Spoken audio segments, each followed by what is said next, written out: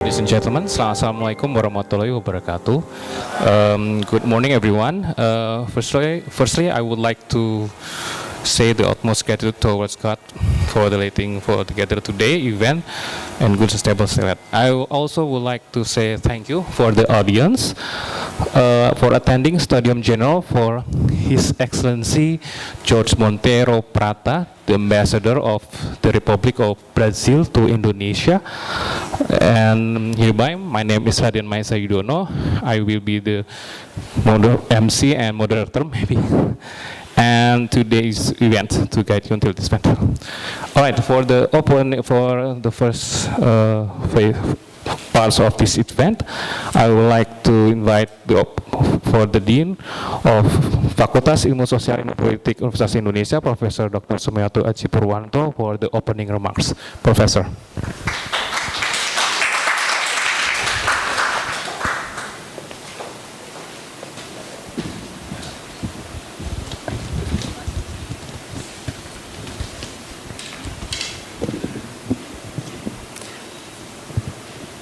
Makasih, selamat pagi semuanya. Pagi ini bisa, ini sudah oke ya, bisa ya. Good morning, everybody, distinguished guests, esteemed faculty members, dear students, ladies and gentlemen. It is my profound honor actually to welcome His Excellency, the Ambassador of Brazil to Indonesia, to our campus today. We just have a small chat in our room this morning. And your presence here, Excellency, represent not just a diplomatic courtesy, but also a significant moment of academic and geopolitical dialogue that enrich our university's global perspective. So one of the things that we chat just recently is that about how far is actually our two nations between Brazil and Indonesia. So sometimes it is very hard to imagine for Brazilians what does Indonesia look like. But it's thanks for the football actually, that the Indonesian can easily imagine what Brazil look like. Yeah. So I think this kind of thing, your presence here, will be a kind of introductions also for the what is Brazilian look like. Yeah.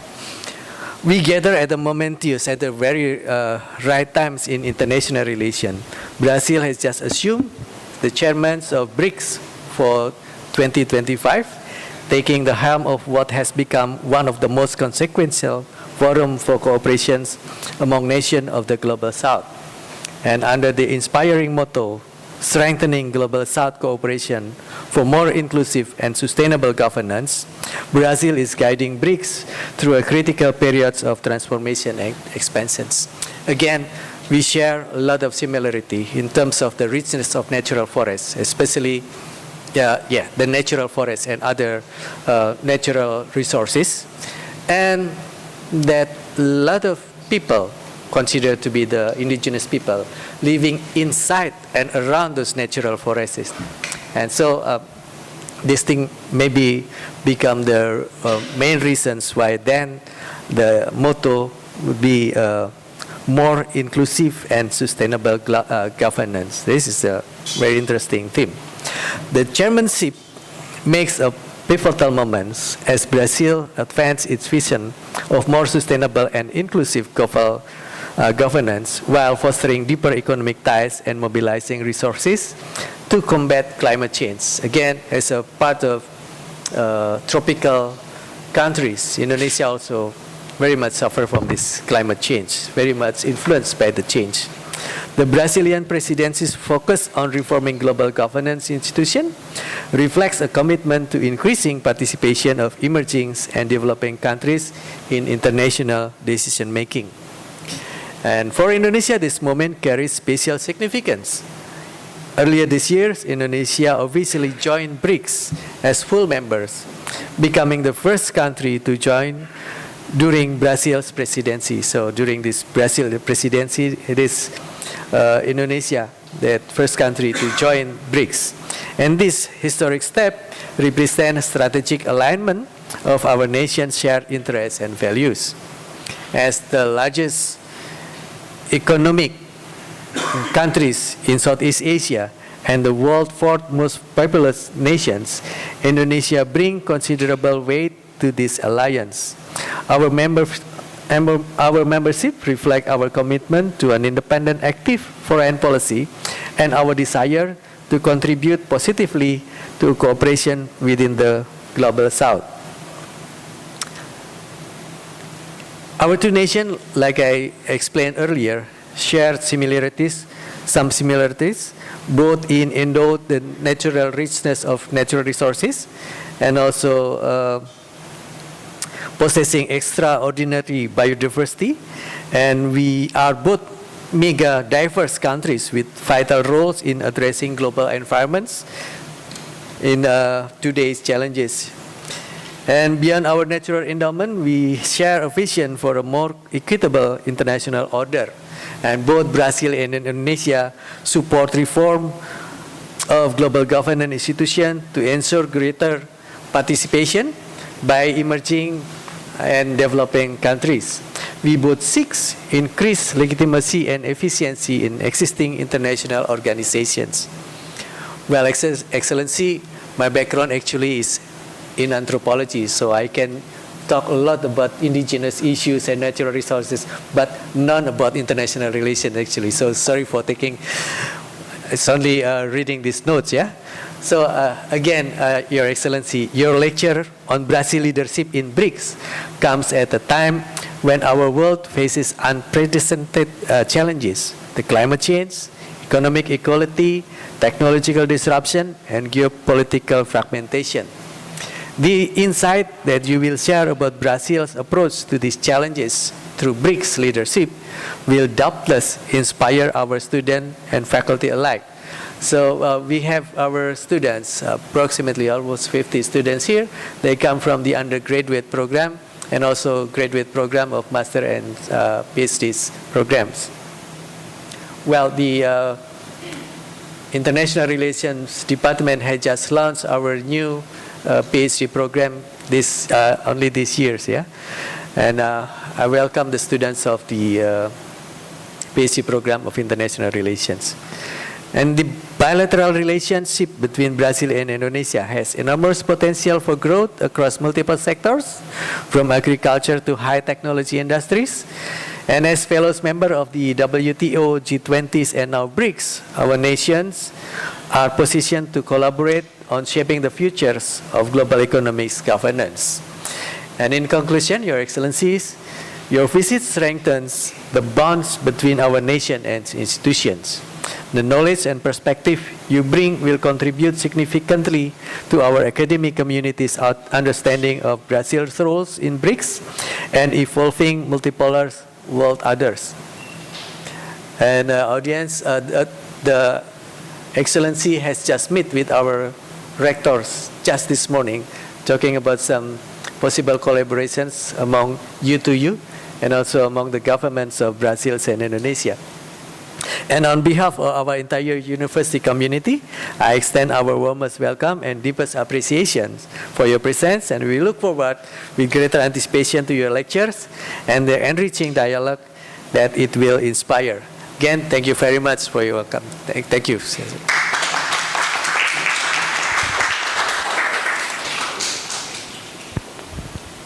Thank you, Professor Aji. Our next event is giving token of appreciations from Professor Dr. Sumiyato Aji Perwanto as a Dean of FISIP UI to His Excellency George Monteiro Prata. Please, to Mr. Ambassador.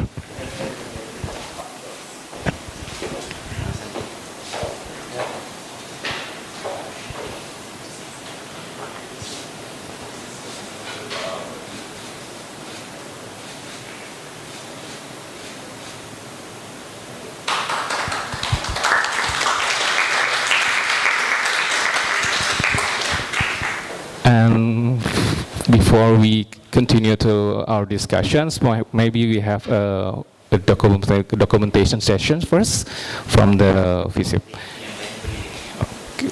Teman-teman bisa berdiri sebentar. Ya, kita duduk.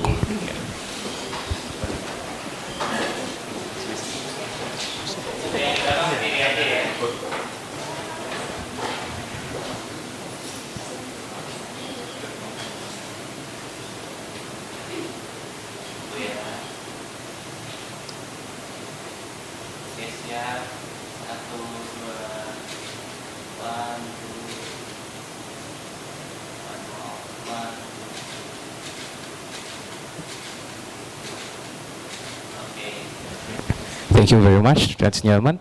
And we going to our main event, the lecture from His Excellency George Monteiro Prata, Ambassador Brazil to Republic of Indonesia. His Excellency.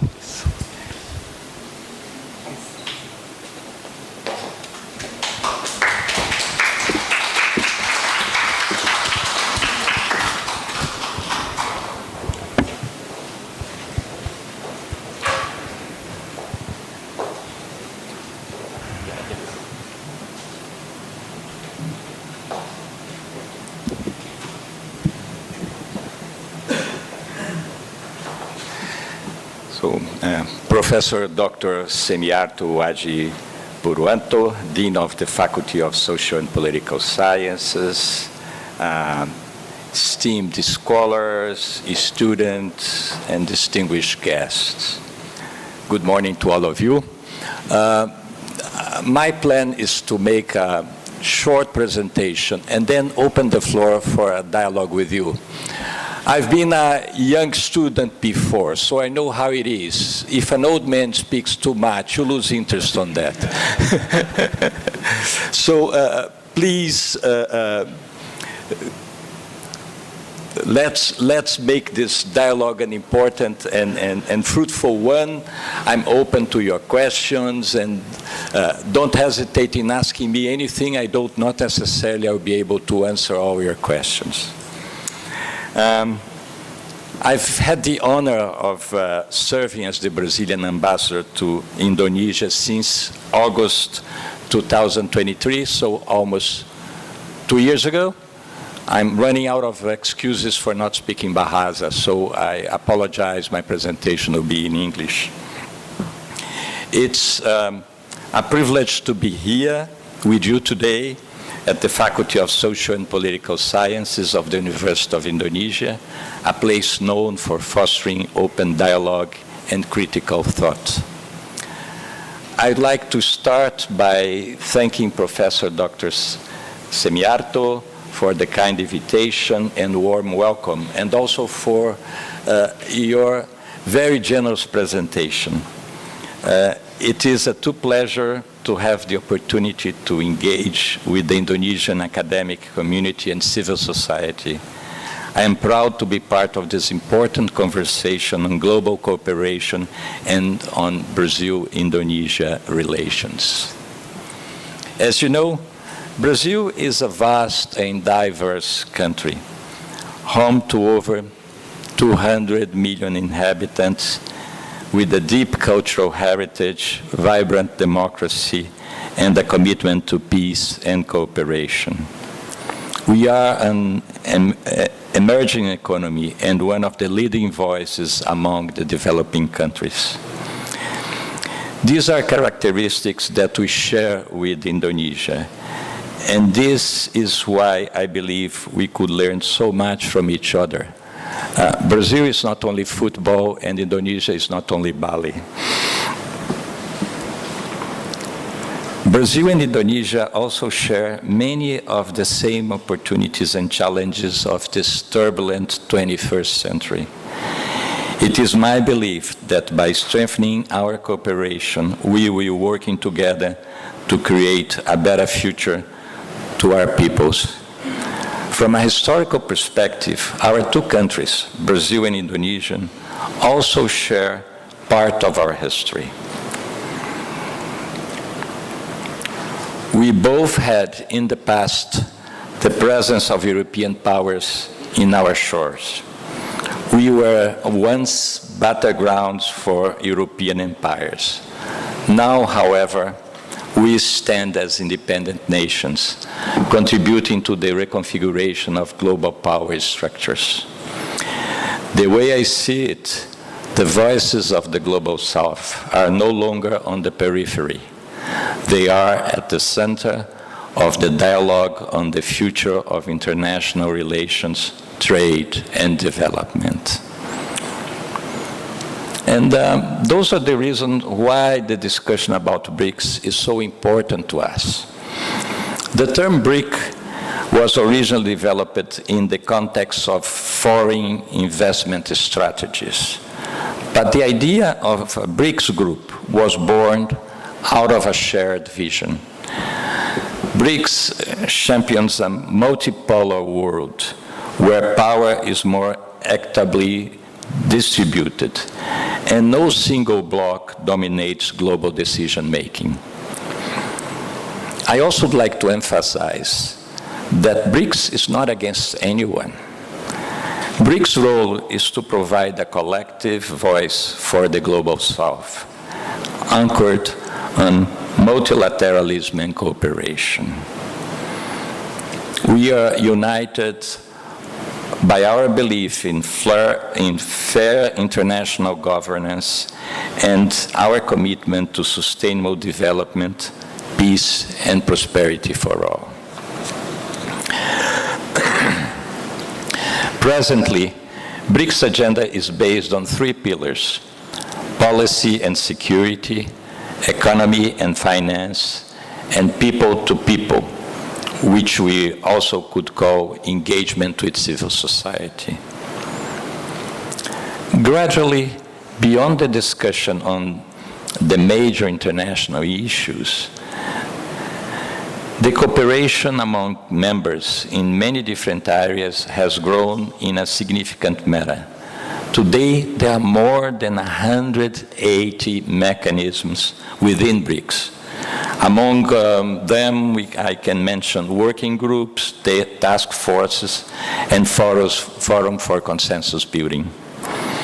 So, as the members of the BRICS, Brazil and Indonesia have now the opportunity to strengthen both of their global influence and their bilateral ties. With a great number of meetings scheduled annually within the BRICS framework, our governments will have great opportunities to collaborate, deepen mutual understanding, and improve institutional coordination. Now, how Brazil sees BRICS.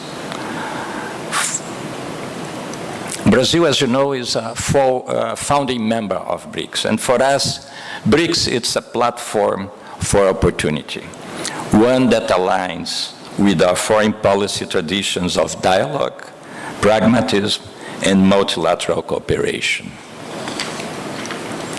We do not see BRICS as an anti-Western bloc, but as a forum to strengthen South-South partnership in important areas such as trade, innovation, energy, and sustainable development. Furthermore, one of the pillars of our foreign policy is to promote dialogue and engagement without exclusion. For us, peaceful cooperation is the key to bringing together old and new partners alike, even if they do not necessarily think like us in all issues. This is why within the BRICS, G20, and other intergovernmental organizations, Brazil seeks to build bridges across regions and ideologies.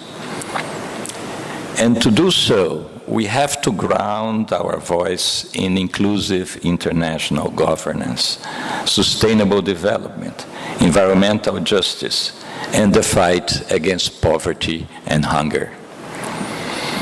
We understand that climate change disproportionately affects the most vulnerable, especially indigenous peoples and traditional communities. For Brazil, environmental sustainability is inseparable from social justice and development.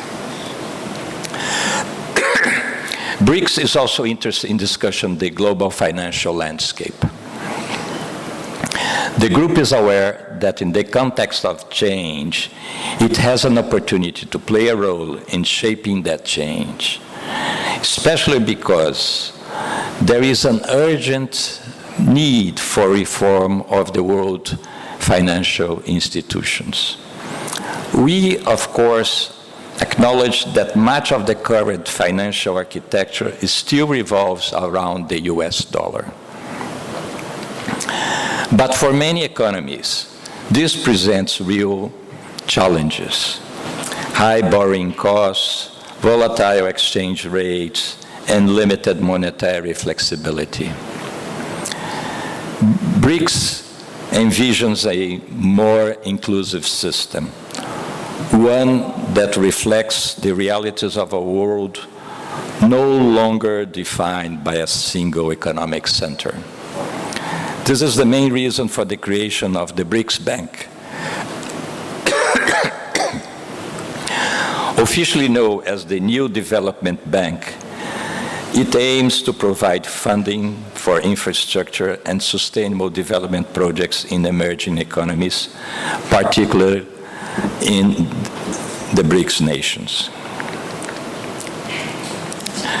The Brics Bank should be seen also as an alternative to existing financial institutions like the World Bank and the International Monetary Fund, whose governance does not reflect the economic weight of emerging countries. Brics is also exploring practical solutions to trade, and to that effect has been discussing how to enhance currency cooperation and the possible use of local currencies in trade among its members. But we also, come on in, welcome. Well, as I was saying, we also recognize the challenges. Inadequate financial infrastructure still hinders these transactions, raising costs and limiting accessibility. Our goal is not confrontation, but correction. A financial order that empowers rather than constrains. The development of the global South is our priority. In this area of trade, there is often confusion around the Brics and the so-called de-dollarization. Let me be clear. The Brics is not creating a joint currency. What we are doing is examining the possibility of expanding the use of local currencies in trade to boost financial sovereignty, to reduce dependency, especially for developing nations. This is not about rejecting the global system, but improving it, making it more inclusive. We know that achieving a shift away from the US dollar remains a complex and long-term process, but we are committed to exploring alternatives in international trade. Historically, one way of that involved efforts to use the R5 currencies, Real, Ruble, Rupee, Renminbi, and Rand. Within the inclusion of 6 new members, their currencies will gradually be integrated in our financial cooperation, further diversifying the system. This step aligns to our broader mission to rebalance global economic influence and to create a system where all voices count.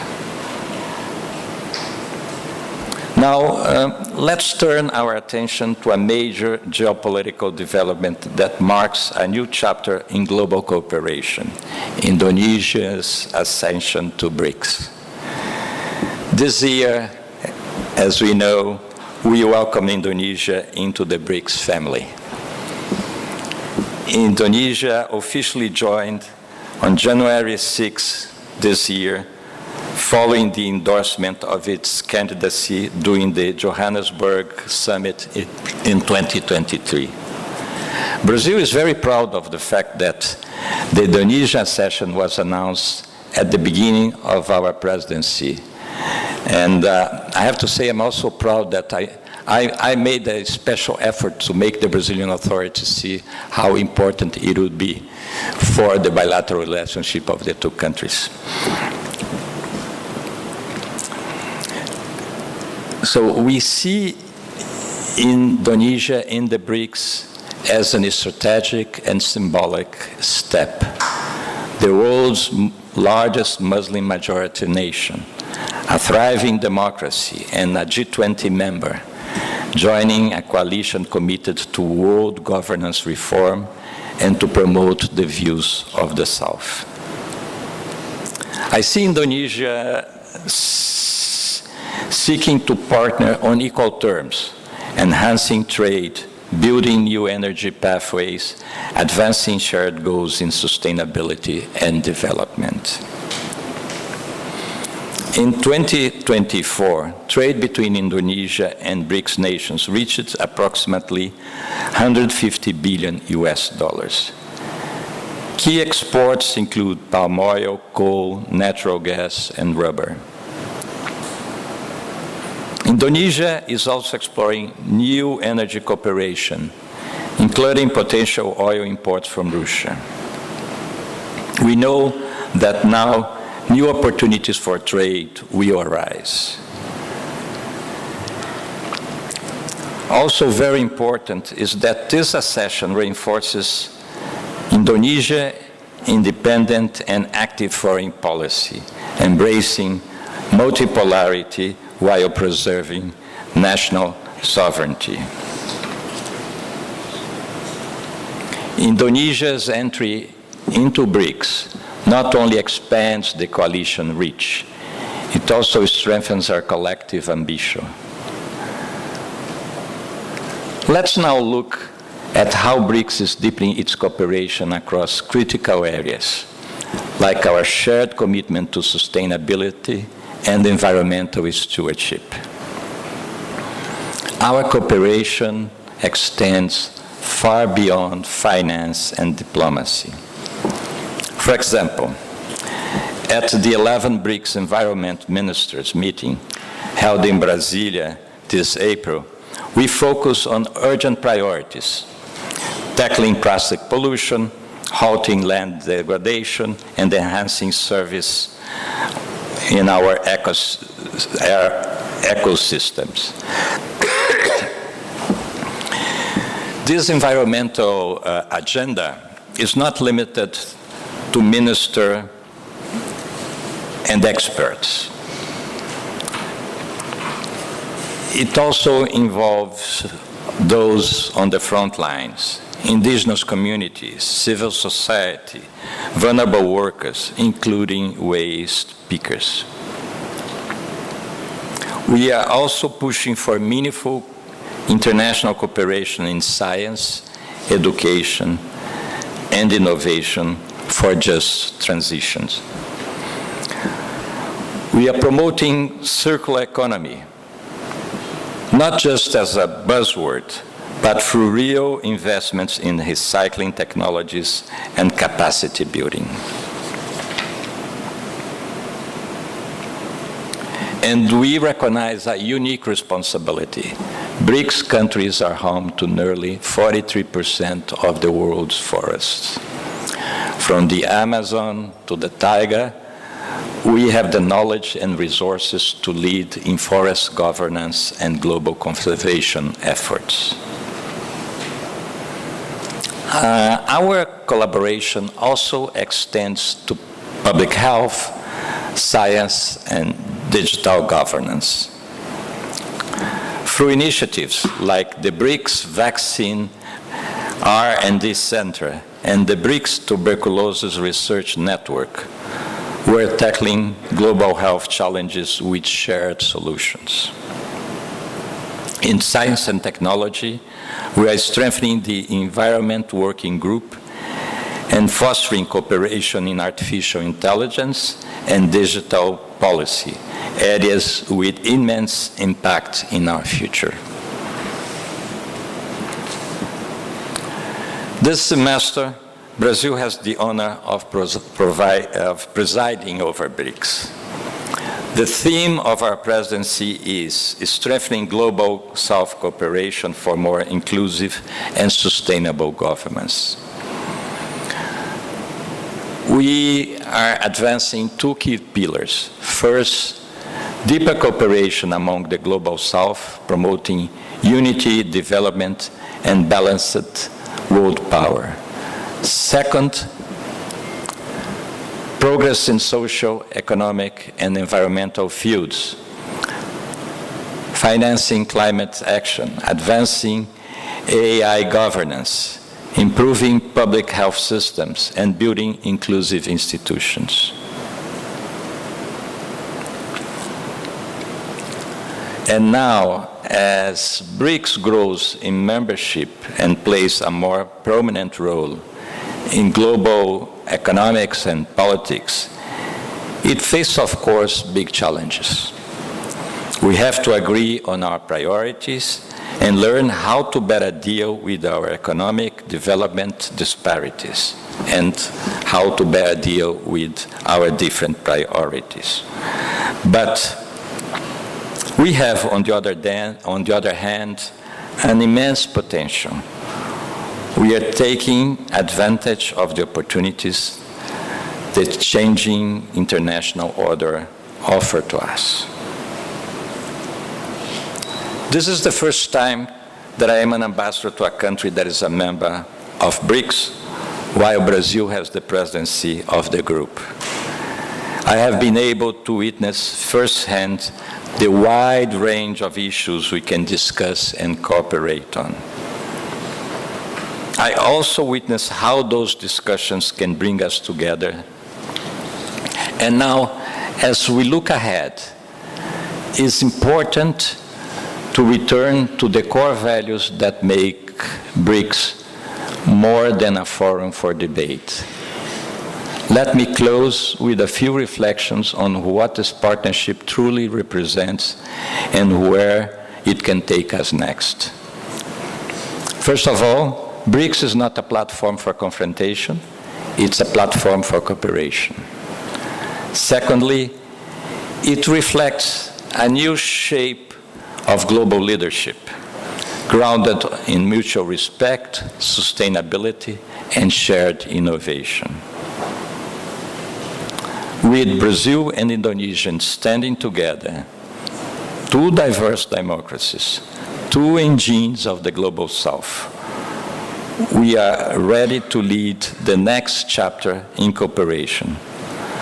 From our forests to our factories, from the vibrant neighborhoods of Rio, where the summit will take place, to the rice paddies of Java, I firmly believe that we are building a better, fairer world. Thank you.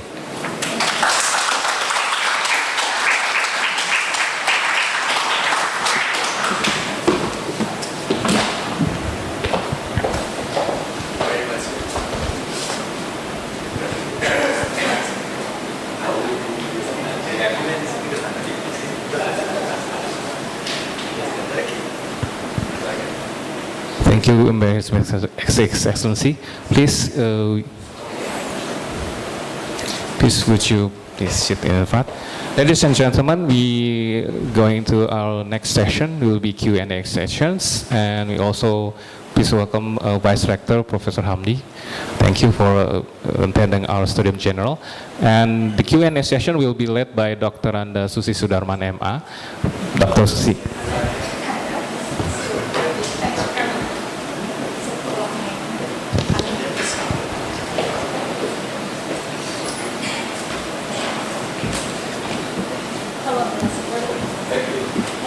I felt very lucky. Very much. Sharing this stage with me. We had a Brazilian program many years ago. Oh, you did?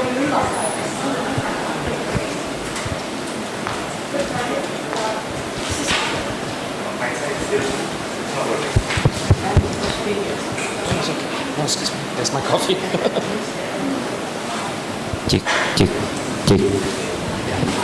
Good morning. Thank you for attending this lecture section. And I am teaching a course on South America and Canada and America. This is curious for me because Brics is somewhat a new thing, because you guys have what you got here? regional organization called CASA and UNASUR, and we have ASEAN. And the question was directed to the consequences of membership of Brics to the international system. But I'm more curious how this nested model work, because your membership in the local Latin American countries do not exactly become a member of Brics, right? So how do you manage this kind of relationship when Brazil was directly orchestrating the association within Latin America? Well, we think that belonging to one organization does not exclude the other. With Indonesia is the same. You belong to ASEAN, to G20, and to other international groups. And we see that, I mean, the fact that we belong to different groups as an opportunity to extend our dialogue, but also to have this dialogue under different priorities. For example, you mentioned CASA. CASA is more centered on Latin American issues, while Brics is centered on emerging countries' issues. You have ASEAN, who is also centered in regional issues. So I think that each organization provides us different opportunities, and we have to take advantage of all of them. Okay, so that was my first question, but maybe the audience would like to pose questions to the ambassador while he's here. Anybody? The first term would be 3 people. I see 1, 2, 3. Okay. On the right, 2, and then. Siapa tadi yang dari sebelah sini? Okay, so thank you so much to the ambassador and also everyone for giving me the opportunity to give this question. So the ambassador said that Brics isn't supposed to be anti-Western in a way, but we can't oppose to the fact that the Western powers still see it as a threat, like America. For instance, they said that if Brics continue on building local currencies to oppose to the US dollars, then they will apply tariffs, 100% tariffs to the Brics members. And I would know what Brazil response to this, as Brazil is the Brics leader currently. Maybe that's all for me. Thank you. Are we going to connect all the 3 before you answer, or would you answer directly? Perhaps I should answer directly. Okay. Well, first of all, I have to say that what some president says and what he does, it's different. Secondly, as I mentioned in my presentation, we are not trying to replace the US dollar. What we are trying to do is to find other ways to finance trade, other ways to enhance trade. And in some opportunities, it will be the possibility of using local currencies. But we also acknowledge the importance of the US dollar, and we know that it won't be replaced. What we want to do is to build new platforms of cooperation, of trade, of understanding ourselves. And we should not be limited to just one option. Okay? Did I answer your question? The response is more of like the threats from President Donald Trump isn't that serious for the BRICS No, members? I don't know. I'm just, what I start saying is that he changes his mind quite often. Thank you. Thank you so much for the answer. Okay, second question. Thank you, Your Excellency, for the opportunity. As you have mentioned in your presentation, BRICS is consisted of very diverse nations with quite this disparity in powers, both military and economy. While of course this could be a strength that make BRICS into a very unique multilateral organization, this do pose some concern, especially to us Indonesia, that was quite the question during Indonesia's accession period into BRICS, that with that many nations with differing power level, differing interests, that could pose quite the possibility of conflict inside BRIC itself. Now, you have mentioned that the shared values, that the shared goal that BRICS hold towards sustainability, economic development, etc., would be the unifying factor. But we cannot deny the possibility that conflict between this very diverse bunch of nations could rise, and this could limit BRICS capabilities and BRICS influence in the world stage. How would Brazil, in its role as the current president of BRICS, ensure that BRICS could operate as a coherent organization with this many diverse nations, and basically alleviate the fears of the quite many doubters in Indonesia here on its membership toward BRIC, that how does BRIC could perform, how does BRIC could operate, and ensure that all of the goals, very differing goals of its member state, could all be achieved, and BRICS could put a unifying front in the world, in the international world. Thank you. Well, we acknowledge the fact that there is diversity within BRICS, as there is diversity within Brazil and within Indonesia. But it is not a wall that will not allow us to find shared interests, to find common opportunities. And I think that our most important interest has to do with the fact that we all want to improve our voice in international affairs. We all want to strengthen our ideas, our positions, and BRICS provides a bigger platform for that. Now, to deal with the differences is part of common life. We deal with differences all the way, and that's why diplomacy exists. There is a lot of conversation within BRICS, but it's important that it happens. And I think that we can also find some kind of common ground. We have been finding common ground so far. And I'm very optimistic for the future, even though now with more members, we have to talk more and to discuss more. Thank you, Your Excellency.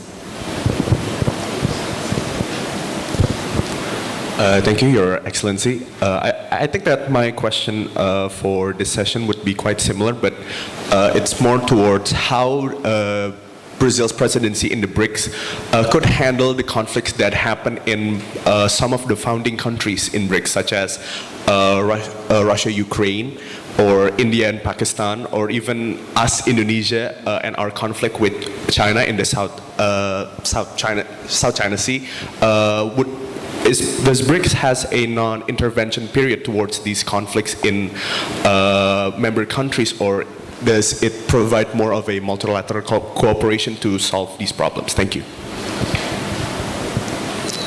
Well, there is a lot of discussion within BRICS about international conflicts. Sometimes there is agreement, and we voice our common position. For example, we voiced our common position regarding the situation of Gaza. In other areas, there is less agreement. But what is really important to say is that BRICS wants to promote dialogue. And if you've seen the last declaration of foreign ministers after their meeting in Rio, is that they want conflicting parts to establish a meaningful dialogue. Peace cannot come up if you don't meet and if we don't talk to each other. And that's a starting point. And I think that all countries can promote that and can share their vision that peace will bring prosperity for everybody. Okay, I open up the second terms, maybe from here. 1, 2. Anybody else? Oh, 3, 4. Okay, go ahead. Slowly we'll go through everybody. Thank you for the opportunity once again, and I simply want to ask about this. If Brics sounds like it's very good to other countries, it's beneficial. Excuse me, my name is Mikal. I'm from HUI 20 Angkatan 25. I simply want to ask, what's stopping other countries to join Brics, like for example other African nations or other non-Western countries? What is stopping it from joining Brics? That's my question. To be more clear about your questions? I'm sorry, the problem is your mic is not working. The mic is not working. Okay, my bad. I simply want to ask what is stopping other non-Western countries to join Brics? Like, as we know, Brics members are still like, how many is there? Like 10 Brics members I know, but what is stopping other countries to join Brics? Oh, why other countries are not joining Brics? Because only a few. No, membership of Brics is open to whoever shows interest. Of course, this membership has to be approved by the members, but there is no specific policy on which countries should be members or not. Countries apply, and their application is either approved or not. So you mentioned African countries. We have South Africa and you have Ethiopia now. In Indonesia applied in 23. It was approved in 23, but it decided only to become a member early this year. But if you look at, you see the world map, you see there are members from different areas of the world, and I think that enriches our dialogue, and it strengthens our position. I think it's good, and we are not closed to, our membership is not closed. I mean, we are open to new members as long as they are approved by all the other members. Thank you very much. So thank you for the opportunity. Let me briefly introduce myself. My name is from IROE 24. So my question is kind of similar with the other students, but it's more of on as Brazil takes on the leadership for Brics 2025, and as it's annually being changed, what's Brazil's action in navigating through the different agendas of each countries and nations, from their political agendas and their economical agendas, and how Brazil itself is able, or how is Brazil going to promote its own agenda also? That is my question. Thank you. Well, Brics presidency changes every 6 months. So every 6 months there is a new presidency in Brics. And it allows the members to establish their agenda, or not their agenda, but their priorities for the discussions, or at least the framework for discussions. And as I mentioned in my presentation, there are more than 180 different forum of discussions within Brics in many, many different areas. So basically, what the country that has the membership does is to establish a framework and to establish the priorities. But within this framework and within those priorities, a lot of things can be discussed. Did I answer your question? Yes, thank you so much.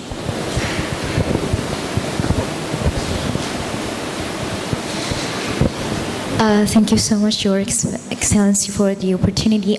My name is Regina, and I'm from IR24. I'm here to actually question a concern regarding the focus of encouraging the usage of local currency.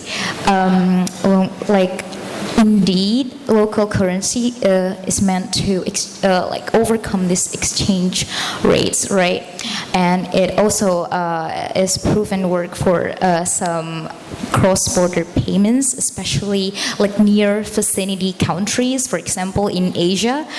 But the problem is Brics is meant to be inclusive, right? So how can Brics make sure that this inclusivity, especially for encouraging local currency trades, are going to work for far-end countries, like far-apart countries, not just near vicinity countries, and especially when cross-border payments itself has problems that haven't been solved yet. For example, like a slow progress or like low transparency, and I feel like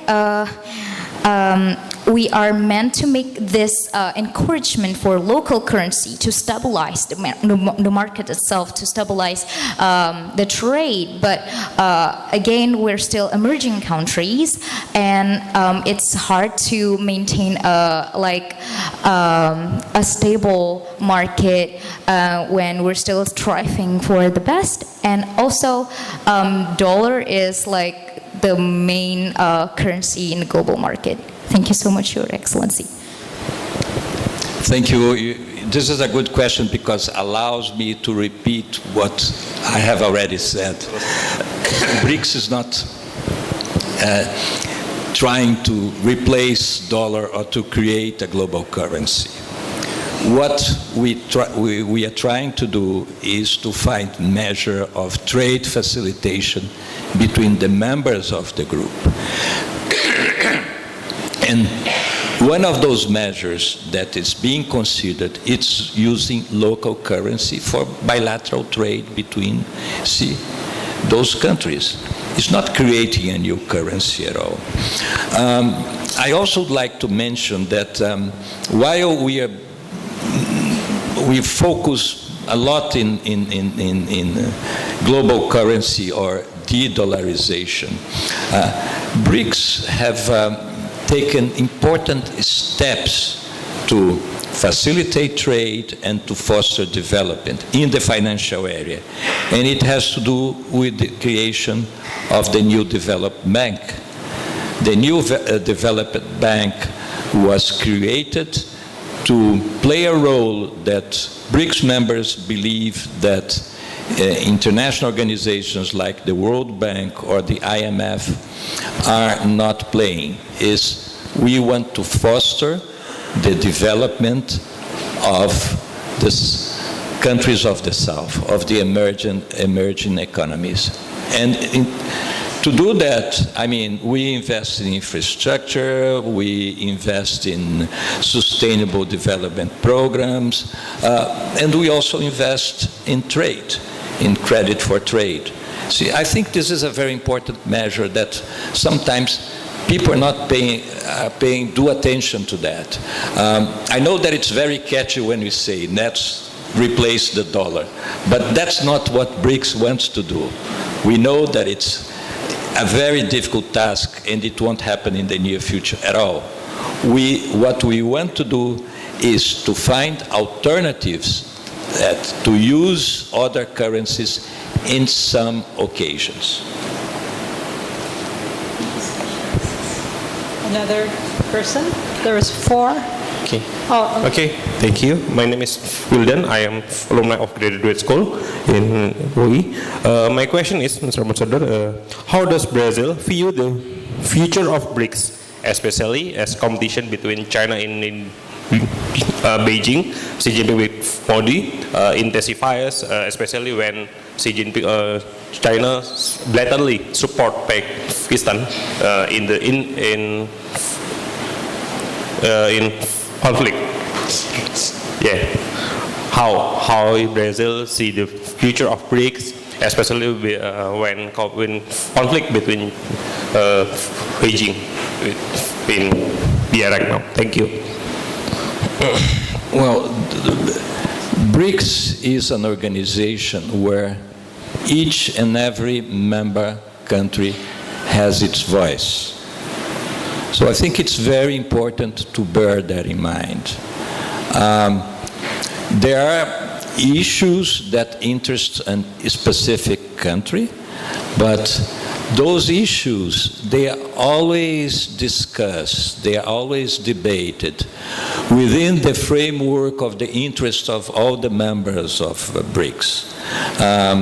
I don't see BRICS having to face difficulties due to leadership of one or the other country. I think that perhaps the biggest challenge of BRICS as it grows and as it has more members is finding common positions. Because we only discuss the positions if they are common. They have nothing to do with the specific position of a single country. So bear that in mind. We only discuss issues. We only further issues. We only have positions that are common to all the members. Let me add to this because I'm curious. I was reading something about acceptance of the purposes and principles enshrined in the Charter of the United Nations as an indispensable cornerstone of multilateralism and international law. And this only applies to the new members, not to the old members. And we have, in historical terms, we have the invasion of Ukraine by Russia, and we have conflict between China and the Philippines, for instance, ASEAN members, that we are somewhat the leader of it. So how do you bridge this gap? Meaning, there are some disjuncture, there's some conflict within it, you know? Well, I think that the way to deal with that is fostering dialogue. And that's exactly what BRICS does. That's our message. We have to foster dialogue. And we have to make sure that everybody has a voice. So I don't see the conflict between. No, that because listen, if you think that belonging to one organization or that a single organization will not enable you to discuss peace in certain areas of the country, I mean, how would that work? Does ASEAN has a common position in all conflicts of the world? It doesn't. But it doesn't mean that it's not an effective organization, and it does not attend to the interest of its members. Okay, what conflicts me is that in order to be accepted, you have to abide by the UN Charter, and then the old members are not discussed, but the new members would have to do acceptance of the UN Charter. You certainly know more about BRICS than I do, because I didn't know about it. So it's very basic, you know? No, I have to see to it, but I don't see the fact that you have to oblige to the Charter of the UN as a major issue. Things happen in the world despite the Charter of the UN. You know that. We have to be pragmatic. So, but I think that all the BRICS members have accepted the fact that peace is important, that we have to promote dialogue between conflicting parties. And when something really wrong happens, we have to condemn it. And another question is that the new development bank only applies to the old members, not the new members. No. No? The new development, you have to apply to become a member. But the fact that you're a new member does not impede you to become a member of the new developed bank. You certainly know that a few weeks ago the president of the new development bank came to Indonesia, and the president of Indonesia had a very good dialogue with her, and mentioned that Indonesia wanted to be a member of the bank, and now, but you see, there are certain formalities that have to be done before becoming a member. But there is, this is not an issue. The fact that you are a new member has nothing to do with the fact that you cannot become a member of the new development bank. Thank you. I open it again to questions. I see one hand raised. Anybody else? Come on, guys. Two. Okay.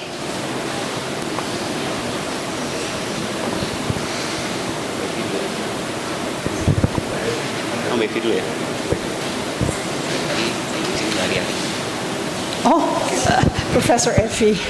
Thank you very much, Ambassador Prata, for coming to UE this morning and to share your thought on Brics. Brics is one of important topics in my class, and we enjoy reading it. And your statement mentioned that BRIC is not an anti-Western front. I think that's in line with some literature that I read, because one of the concern of Brazil is because the tendency of BRIC to be associated with anti-front. So your statement this morning is in line with that literature. My question is, how this notion shared by other BRICS countries? How your notion about BRICS is not an anti-Western front has been shared by other countries in BRICS? That's the first question. I have two more. And the second question... You certainly challenge me. Sorry, Ambassador. Because as I mentioned, BRIC is one of our important topic in my class. I taught international institutions, so we compare a lot of institutions.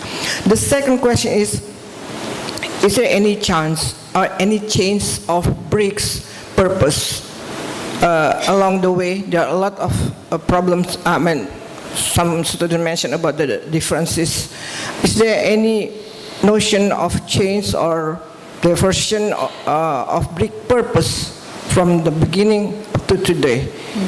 And the last one is about a Brazil presidency in the BRICS this year. You mentioned about three areas of cooperation, and the last one is people to people. What Brazil presidency this year brings for these people to enhance people-to-people collaboration in BRICS? Is there any special program?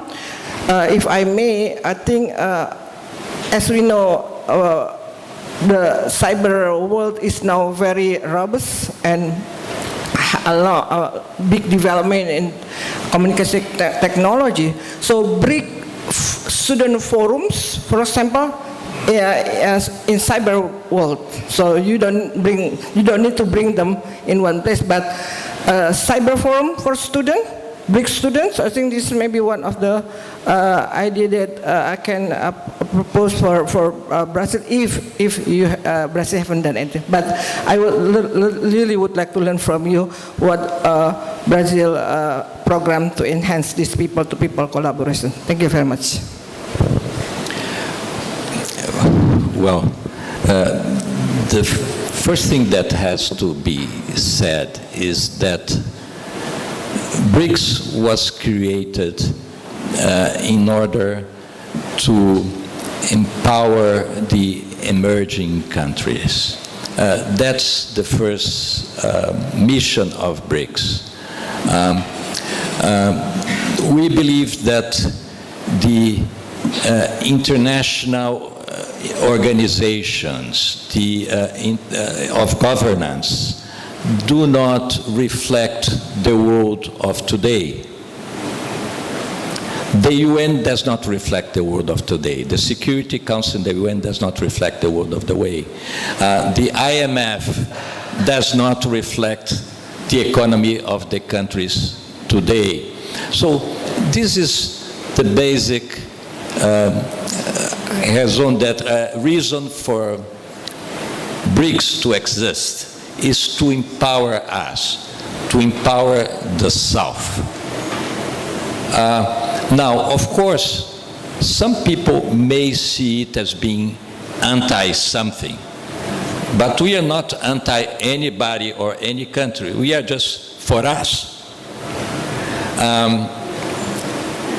Now, one way of doing that is improving the dialogue among the members of the BRICS. And that's why it's so important to have civil society taking part of those discussions.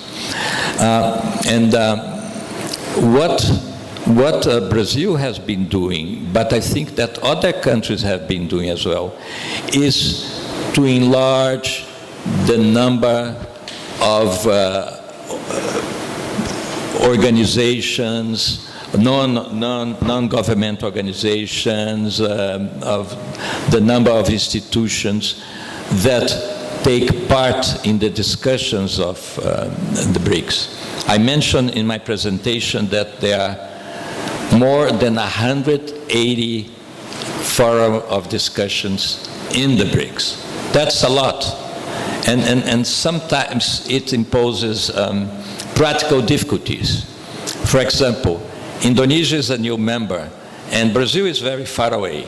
And sometimes you see the Indonesian side tell us, we are very much interested in this issue, but we cannot take part of all the discussions. So sometimes it's the Indonesian embassy in Brazil who represents Indonesia. But I think that more importantly is the fact that there are those opportunities, and the number of institutions, organizations taking part of those discussions is growing.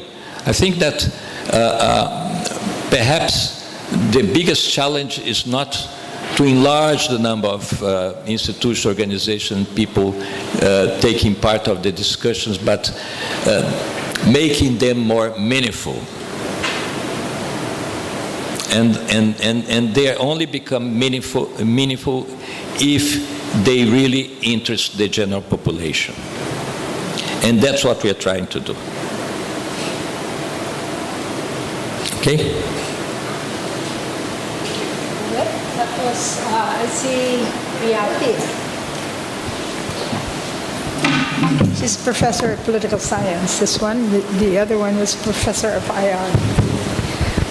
Thank you, Your Excellency. My name is Riyati Rafyuddin.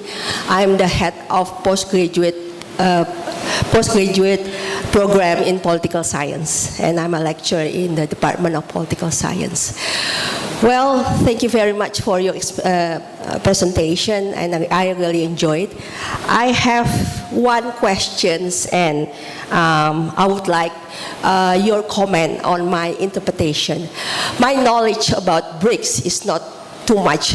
My student is writing about Brics, is an undergraduate student. He is an undergraduate student, and he will graduate soon this semester. And I learned a lot about Brics, but I also teach about Brics in my course in globalization and politics in Indonesia.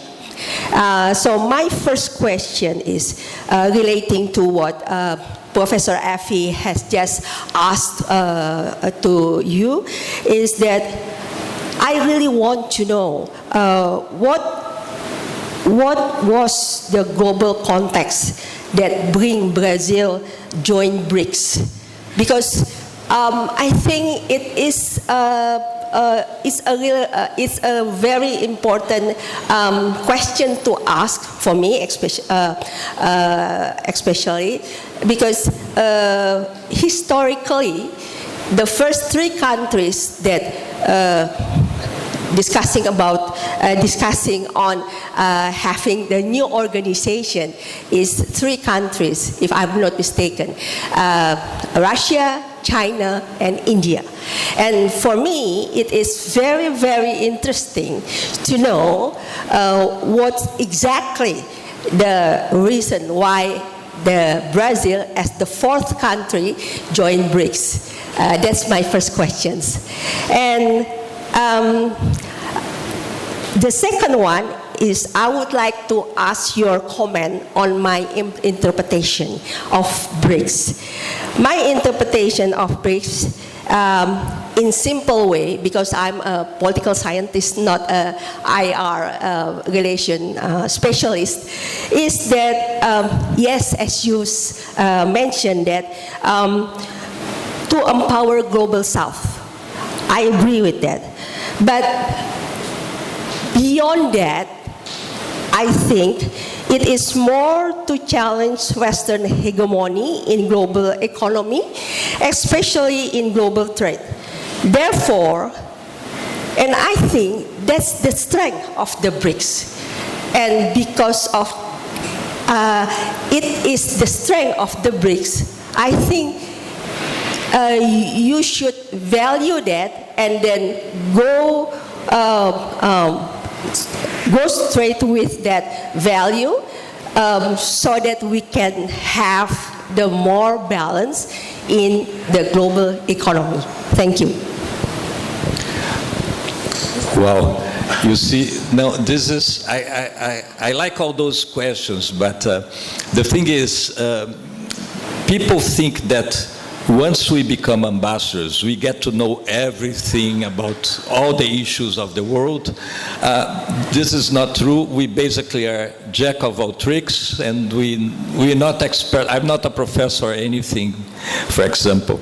But regarding your first question, I think that there is a misunderstanding. The term BRIC, which are the initials of Brazil, Russia, India, and China, was created in the 90s to speak about opportunity of international investment. Now, when people start talking about those 4 countries, including Brazil, the Minister of Foreign Affairs of those 4 countries, they had a meeting in New York during the UN General Assembly. And that's when they came up with the idea of creating a group of countries with that name, because they realized that we had common aspirations. They realized that we have a shared view in the world, which means, and basically this view is, what's the institutions of global governance do not reflect the world today. We need to have our voices heard. And getting together, they thought that it would be easier for them to have their voices heard. That was the first stage. And at that time, when BRICS was created, initially it was BRIC. And then South Africa was invited. And and then it became BRICS. So Brazil was among the first members of BRICS, and that's because we shared the same vision of international affairs.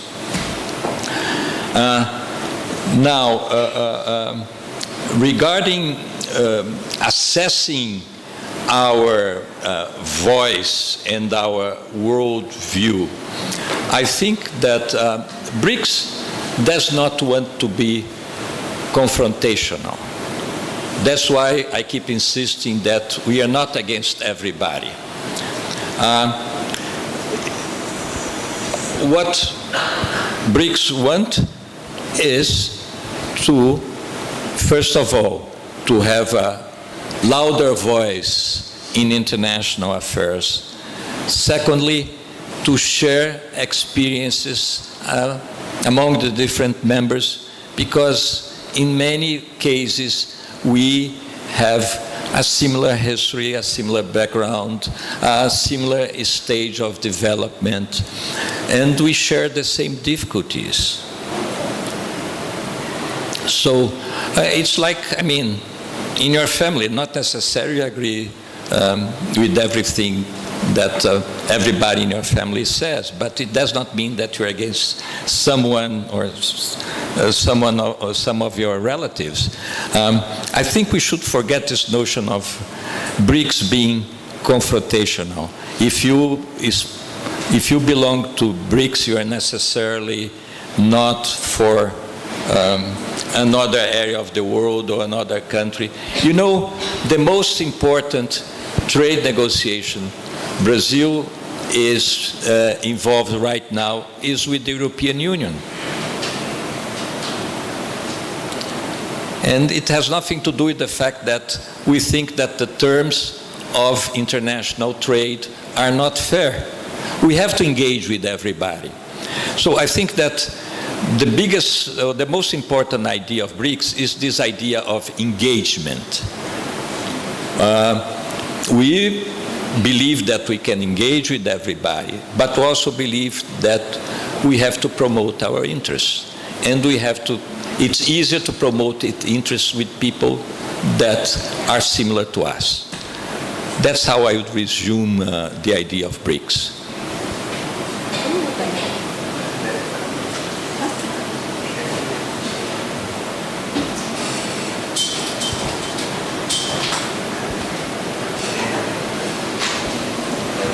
Nggak ada. Itu nggak?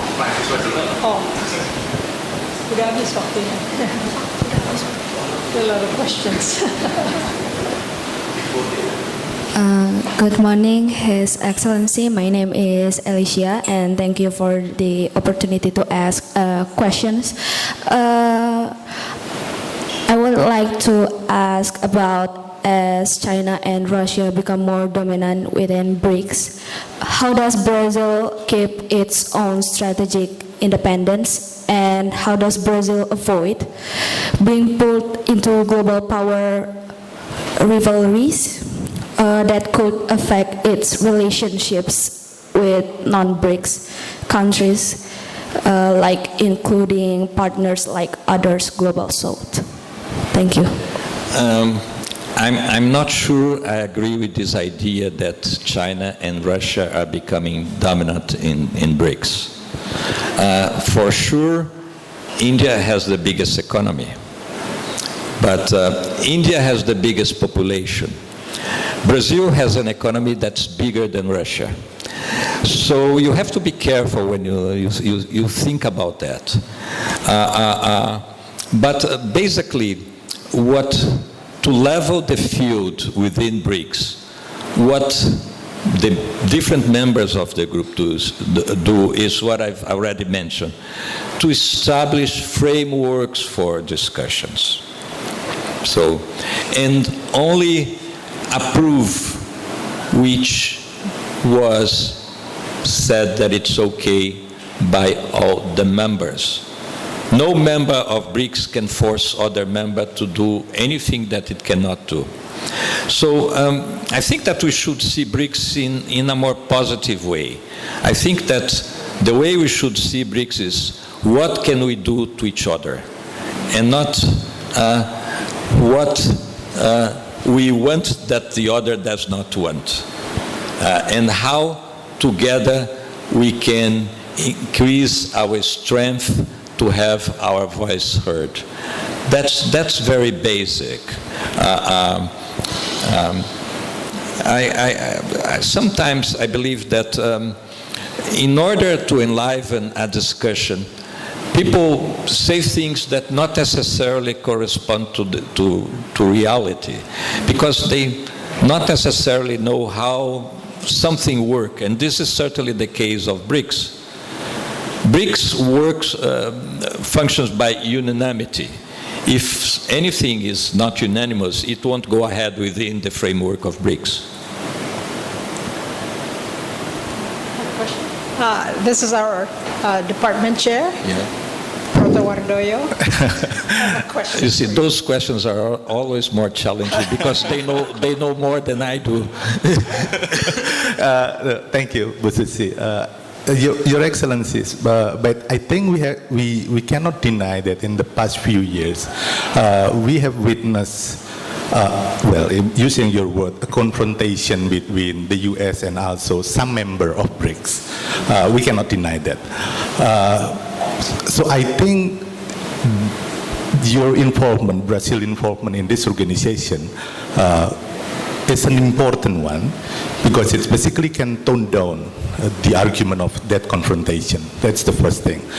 And since now Brazil is the president, the leaders of Brics, I think it will be great if you can elaborate more in details. What kind of agendas are you going to pursue during this leadership? Not only mentioning we are going to discuss about ABC, but what is the goal in the near future and in the longer term? So I think that will be able to convince some of our students, because obviously you can see that we already have a certain framework when we try to position Brics in the discussion today. Thank you. Well, I think that one of the advantages of belonging to different groups is that you can discuss issues under different lights and under different interests.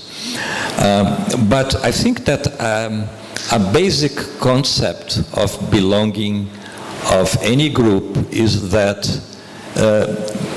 any idea, any formula, it's decided by unanimity.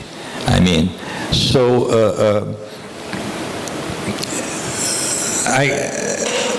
I don't think we should discuss current issues under, for example, the bilateral light.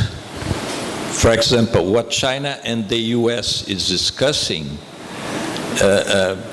should not be within the Brics framework. Within the Brics framework is how that affects us and how we can promote trade facilitation. But the specifics of the discussion between the US and China, it's up to the US and China to decide, not to us. What we can say is it's important for us that you come to an agreement. And that we say, that much we say. And I think that all members of Brics agree that it's important that the major economic powers come to an agreement. Not only US and China, by the way, US and Europe, US and Canada, US and Indonesia, US and Brazil, you see? So, but the way we can contribute to that discussion is to say, this affects everybody. So you have to find a solution to that. But I don't think that if we go in specifics, we should be interfering with domestic issues. And I don't think that this is the goal of Brics. Regarding any country, I mean, it's not up to Brics to say what Indonesia should be doing or not. It's up to Brics to say what we can do together.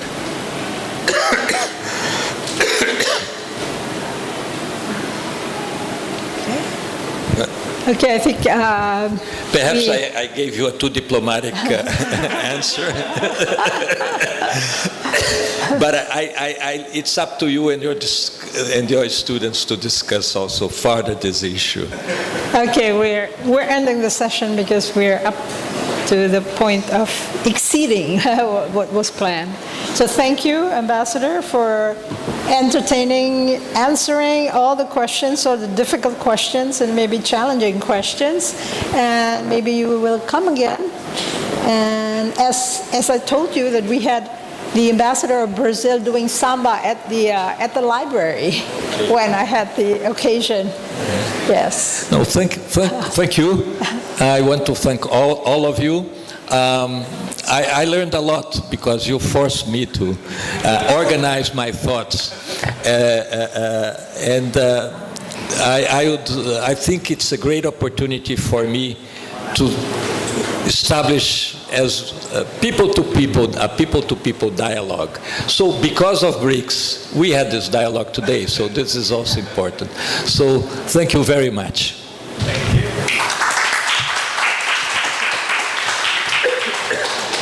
Thank you. Thank you, His Excellency Ambassador George Monteiro Prata and Dr. Anda Susi Sudarman as a moderator today. So, ladies and gentlemen, this concludes our Studium General today. Thank you for attending. Thank you very much, and I'll see you in the next Studium General from Department of International Relations of Indonesia. Thank you.